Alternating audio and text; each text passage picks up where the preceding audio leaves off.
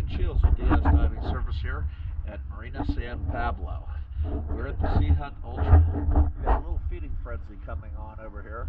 Maybe we'll get to see what's eating. I think it's probably a tart for the jack well, who knows. Alright, let's take a look and see what she looks like before we clean her up.